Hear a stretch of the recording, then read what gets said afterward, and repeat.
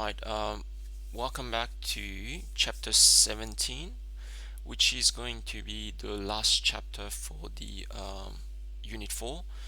In 17a, we're going to look at a population and sample, and also quickly looking at what is a sample proportion. So let's go back to some definition. Population, it's the sum of all members of a group. So here are two examples: all year 12 students in at CSC, or all year 12 students in Australia or in the state, depending on what you're studying. A sample is, we've done that, it's a subset of the population. So subset is smaller or equal. Depending on its size, it can be cheaper, quicker, and possible to deal with, unlike taking the whole population. From that sample, we're going to look at a simple random sample. So it's a sample that is selected in a way that you want to ensure that every subset has the same size, but there's an equal chance of being chosen as a sample, and every member of the population that you pick will have an equal chance of being in the sample. So just a little bit of a nuance between the two. Alright, how to generate random samples. So if you were to do that manually, you could just roll a die or have a hat, pick the items. Now you're going to use technology to do that, as your population can be kind of large. You will look in the calculator page, following those menu 5, 1, random. You will get to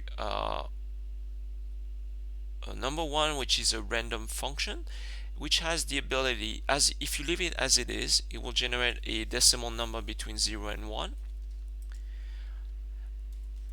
And what you could do manually is multiply that. There's a little bit of a function. If you're into programming, there's a way to convert that into a random value between a starting and an end point. To make things easier, what we're going to look at is a variation of that function, which is the integer. It's a rand int. You need to specify 3 values. The first 2 values will be your interval, so it will generate a number between 1 and 10, and the next one is how many do you need. Okay, so for example, we want to generate 5 numbers between 1 and 10, and here is those numbers. Now if we want to apply that to a population, what you need to do is get a list. So let's say we have a class, so that's a class of 10. You have 10 students. You can't you need to associate because you're going to use a rand int function, which generate an integer, a whole number.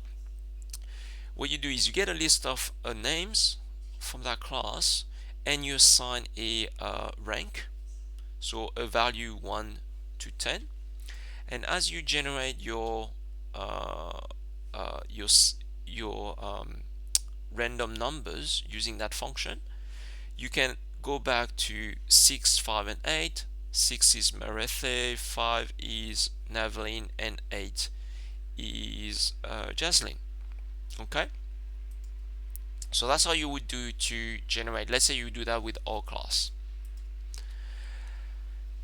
Now from that class, let's look at a different concept, is what we call the proportion. So let's look at, it doesn't specify here, but let's look at the gender. So with that class, from that class of 10, we have 6 female students, which is what we call a proportion. So you have a population proportion. Out of the whole annotated P, it's a ratio over the population size, which is 10 here, and on the numerator is the number of population with that attribute. So the attribute here is the female gender.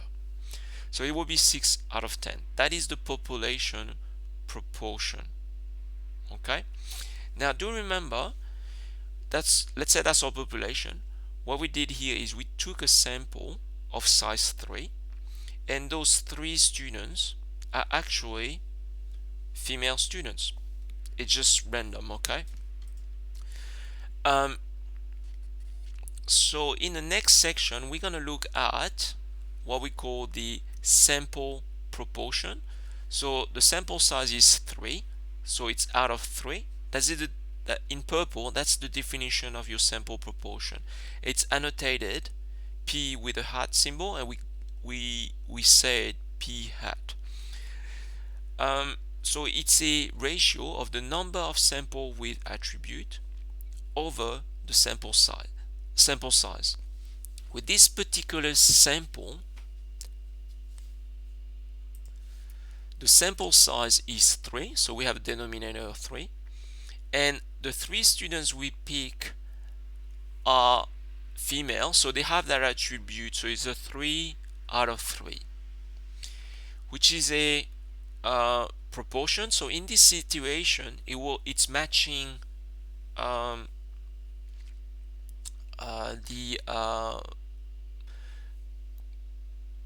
it can match it's 100%, but at other time, depending on how you pick your sample, it can match the population proportion, which is P. So do remember, the population proportion is constant because that's based on the population, and the sample proportion will depend on every single sample. So just be mindful of the different notations. So population proportion is P, it's constant, and the P hat, which is a sample proportion, will vary depending on your samples. So here is a summary of a population. It's a large size, so size n, and we know we associate the population proportion, which is annotated P, for a sample which is a size n. It's smaller and we can measure, and we associate a sample proportion linked to every sample. So it's P hat, and it's going to be over n respectively. And that's it for that start of chapter 17, and I'll see you in the next video.